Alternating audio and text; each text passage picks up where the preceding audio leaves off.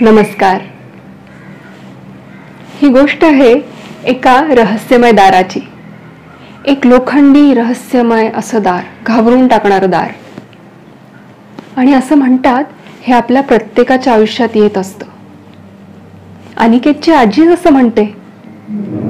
आता हा अनिकेत कोण? गोष्टच सांगते. गोष्ट एका छोट्याशा गरीब कुटुंबाची आहे. नाशिकमध्ये एक छोटंसं गरीब कुटुंब राहत असे. कुटुंब तिघांचंच होतं. 2 भाऊ आणि त्यांची आजी. मोठा भाऊ अनिल आणि छोटा भाऊ अनिकेत. हे दोघे भाऊ सगळ्यांना आदर्श वाटावेत असे होते. कधीही त्यांच्यात कोणतंही भांडण किंवा वाद झाला नाही. पण एके दिवशी अशा काही घटना घडल्या, घाबरू नका, त्यांच्यात काही वाद किंवा मतभेद नाही झाले, तर एक छोटंसं आर्थिक संकट आलं आणि त्यामुळं त्यांना खूप आर्थिक चणचण भासू लागली. रोजच्या जेवणाचा खर्च मिटवणं खूप अवघड होऊन बसलं. रोजचा खर्च कसा मिटवावा याची चिंता त्यांना लागून राही. शेवटी असह्य होऊन दोन्ही भावांनी चर्चा करायचं ठरवलं आणि ते म्हणाले, पाहू काही मार्ग निघतो का बघू.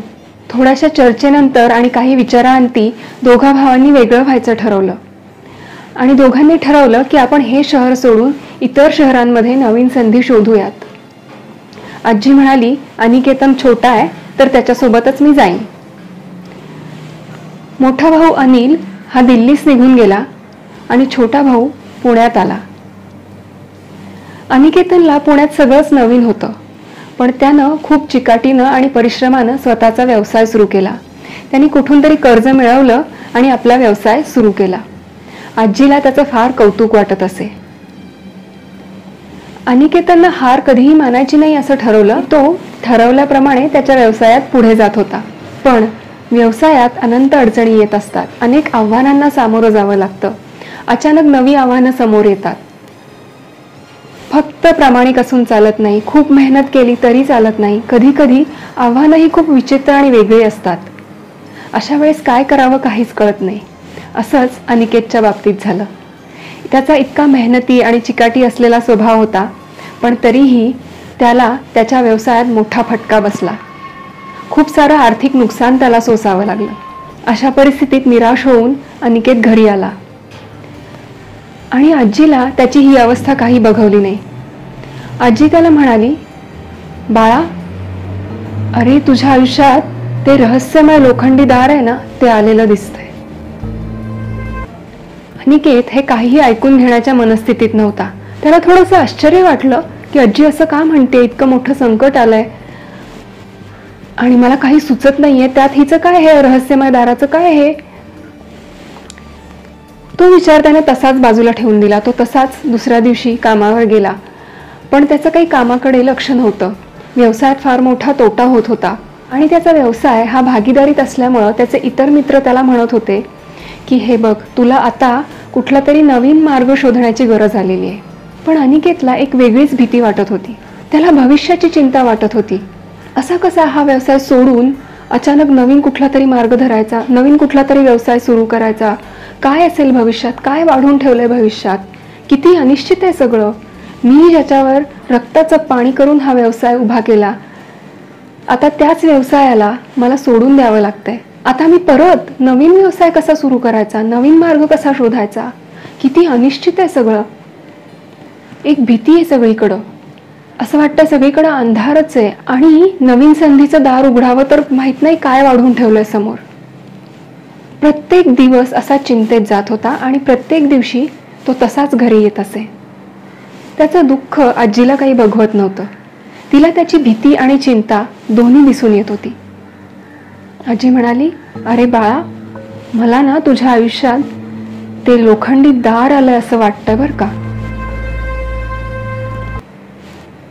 आता मात्र अनिकेतला राहावलं नाही. तो आजीला म्हणाला, काय ग आजी, तू, मी काही लहान आहे का आता, तू काय मला गोष्टी सांगत असते वेगवेगळ्या अशा रहस्यमय दार वगैरे. त्या दिवशीही त्यानं तसंच दुर्लक्ष केलं आणि तो निघून गेला. दुसऱ्या दिवशी पुन्हा काळजी चिंतेने ग्रासून तो घरी परत आला. तिसऱ्या दिवशी पुन्हा अनिकेत कामावर गेला. तिथे त्याला सतत चिंतेचे आणि निराशेचे विचार येऊ लागले. काय करावं, आत्महत्याच करावी की काय, काही मार्ग तर दिसत नाहीये, भविष्याची चिंता वाटतेय. असं वाटतंय काहीतरी मोठी संधी आपण गमावतोय. नवीन संधीचा स्वीकार पण करायला मन धजावत नाहीये. काय करावं बरं? तसाच चिंता घेऊन चिंतातूर चेहऱ्याने तो घरी आला. आजी परत म्हणाली, बाळा, मला असं वाटतंय ना की तुझ्या आयुष्यात ते एक रहस्यमय लोखंडी दार आलंय. आता मात्र अनिकेतचा धीर सुटला आणि तो आजीला म्हणाला, आजी, अगं सांग तरी हे काय प्रकरण आहे? ही काय गोष्ट आहे ह्या दाराची? सांग ना मला, कसलं रहस्य आहे? आजी म्हणाली, त्यासाठी तुला एक गोष्ट ऐकावी लागेल. एक राजा होता. असा अनिकेत चिडला आणि म्हणाला, अगं आजी, मला त्या दाराविषयी सांग. मी कुठल्याच अशा मनस्थितीत नाहीये की मी राजा राणीच्या गोष्टी ऐकेन. कृपा करून मला तेवढी तीच एक रहस्यमय दाराची गोष्ट सांग. आजी म्हणाली, हे बघ, तुला शांतपणे ही गोष्ट ऐकावी लागेल. मी हीच गोष्ट तुला सांगतेय, तर ऐक रहस्यमय दाराची गोष्ट. एक राज्य होतं, चिवित्र नगरी नावाचं. राज्य छोटंसंच होतं, पण त्या राज्याच्या राजाचं वर्तन अतिशय विचित्र होतं. त्याच्या विचित्रपणामुळे तो सगळ्या जगात प्रसिद्ध होता. तो अतिशय विचित्र वागत असे, कुठलेही विचित्र निर्णय घेत असे आणि कोणीही नक्की भविष्यात काय होणार, हा राजा आता काय करेल, काहीही सांगू शकत नसे. असा त्याचा विचित्र स्वभाव होता. त्याचं मंत्रिमंडळ, सगळी प्रजा, सगळे चिंतेने ग्रासलेले असत की हा राजा कधी काय करेल काही सांगता येत नाही. एकदा त्या राजाच्या दरबारात चोरी झाली आणि सगळ्यांना खूप आश्चर्य वाटलं. चोरी कशी काय झाली आणि कोणात एवढं धैर्य की जो चक्क दरबारात येऊन चोरी करून जाईल? राजानं चहूबाजूला सैनिक पाठवले. सैनिकांनी सगळीकडे शोध सुरू केला. सैनिक गुन्हेगाराचा शोध घेत राहिले. सैनिकांना कुठंही गुन्हेगार मिळाला नाही. शेवटी त्यातल्या 2 सैनिकांनी ठरवलं की आपण कुठलाही एक माणूस पकडू आणि तो राजासमोर उभा करू, नाहीतर राजा आपल्याला मारून टाकेल. शेवटी त्यांनी एका गरीब लाकूड तोड्याला पकडलं. अतिशय निष्पाप असा लाकूड तोडा होता. बिचारा आपला पोटपाणी चालवत असे, आपला छोटासा व्यवसाय करत असे.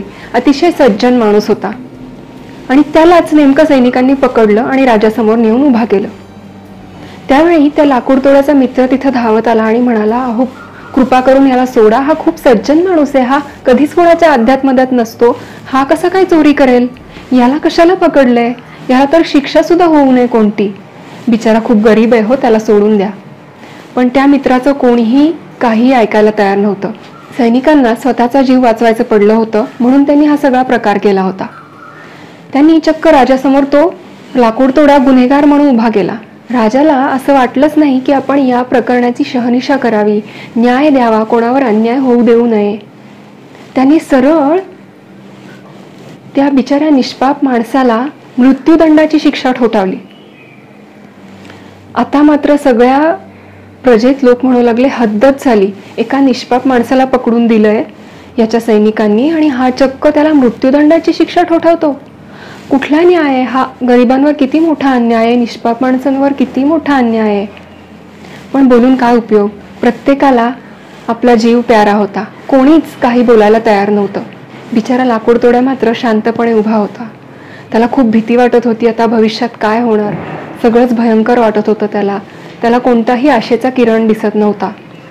पण शिक्षा सुनावताना राजानं त्या लाकूड तोड्याला सांगितलं, हे बघ, तुझ्याकडं 2 पर्याय आहेत. पहिला पर्याय म्हणजे तुला फासावर लटकवलं जाईल, दोरी तुझ्या गळ्याभोवती आवळली जाईल. हा पहिला पर्याय. आणि दुसरा पर्याय, ते जे एक मोठं लोखंडी दार दिसतंय ना, हो तेच, काळं लोखंडी, अतिशय घाबरवून टाकणारं जड असं जे लोखंडी दार आहे ना, ते दार उघडायचं आणि त्याच्या मागं काय आहे ते घेऊन जायचं. असे 2 पर्याय तुझ्याजवळ आहेत. लाकूड तोड्यानं विचार केला, बापरे, राजा तर विचित्रपणासाठी प्रसिद्ध आहेच. आता आपण सरळ साध्या मरणाचीच अपेक्षा करूया. सरळ त्या फासावर लटकून मरून जाऊ. उगीच कशाला त्या दाराच्या मागं काय ते बघायला जातं. ते भयावह असं लोखंडी दार उघडून त्याच्या मागं सिंह वगैरे असेल, तो मला खाऊन टाकेल. इतकं भयानक भीतीदायक काही करण्यापेक्षा ते दार उघडायलाच नको. आपण सरळ मरून जाऊयात. आपल्याला आपला निष्पापपणा सिद्ध करायची तर काही संधीच नाहीये. कशाला उगाच जाऊन ते दार उघडायचं? सरळ आपण फासावर लटकू. असा विचार करून लाकूडतोड्यानं पहिलाच पर्याय निवडला की फासावर लटकायचं. तसा राजा हसायला लागला. राजा म्हणाला, जेव्हा जेव्हा मी लोकांना हे 2 पर्याय देतो ना, तेव्हा लोक नेहमी पहिलाच पर्याय निवडतात. कोणीच ते दार उघडायला जात नाही. बरं, आता ठीक आहे, जशी तुझी इच्छा, चला रे याला फासावर लटकावा चला. म्हणून त्या शिक्षेची अंमलबजावणी सुरू झाली. पण तिथे जाताना लाकूडतोड्याला मात्र काही राहावलं नाही. तो राजाला म्हणाला, कृपा करून मला सांगाल का की त्या दाराच्या मागं काय आहे? मला ना खूप अशी उत्सुकता खूप माझी ताणली जाते. राजा म्हणाला, मी कधीही कोणालाही सांगत नाही की त्या लोखंडी दारामागं काय आहे. लाकूडतोड्या म्हणाला, महाराज कृपा करून मला सांगा की त्या दारामागं काय आहे. मी तर आता मरूनच जाणार आहे आणि मी मेल्यानंतर मी कशाला कोणाला सांगू की त्या दारामागं काय आहे. ही गोष्ट राजाला पटली आणि त्यानं त्या लाकूडतोड्याला सांगितलं, ठीक आहे, तू एवढी विनंती करतोच आहेस तर ऐक, त्या दारामागं स्वातंत्र्य.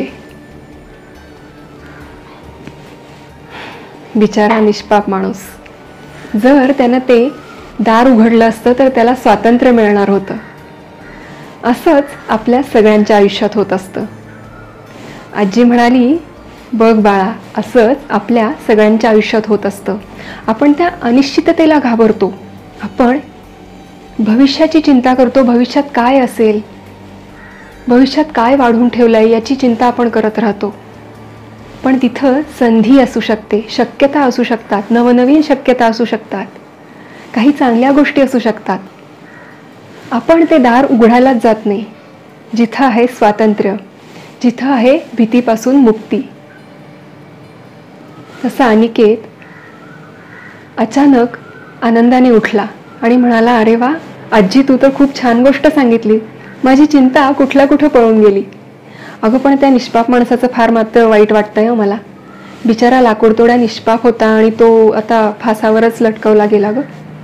आजी म्हणाली, हो, पण तिथे राजाचा सल्लागार आला आणि त्यांनी सांगितलं, अहो महाराज, हा तर गरीब लाकूडतोडा आहे, हा गुन्हेगार असूच शकत नाही, मी याला ओळखतो. तेव्हा राजानं त्याची शिक्षा रद्द केली. गोष्टीत जरी तो निष्पाप माणूस वाचला असता ना शिक्षेपासून, तरी आपल्या खऱ्या आयुष्यात आपल्याला शिक्षेपासून वाचायचं असेल ना, तर आपल्याला ते भीतीदायक असं अनिश्चिततेचं, भीतीचं दार उघडून आपल्याला पुढे पाहायला हवं. म्हणजेच आपली भीती नष्ट करायला हवी. अनिश्चिततेचं ते दार उघडायला हवं. अनिश्चितता तर सगळ्यांच्याच आयुष्यात आहे. असं असताना भविष्याची चिंता का करत राहायची? त्या लोखंडी दारामागं नक्कीच नवीन संधी आणि आनंद आणि स्वातंत्र्य लपवून ठेवलेलं असेल. धन्यवाद.